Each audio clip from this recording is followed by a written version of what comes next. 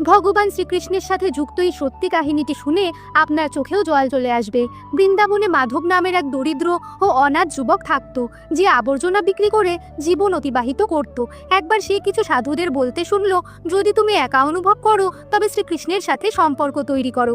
মাধবের চাকরের প্রয়োজন ছিল, তাই সে শ্রীকৃষ্ণকেই নিজের দাস বানালো এবং তার নাম রাখলো শ্যামু।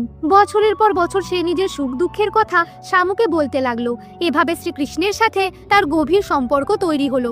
একদিন এক ধনী শেঠ তাকে আবর্জনা নিতে ডাকলো, কিন্তু মাধব ভীষণ অসুস্থ ছিল।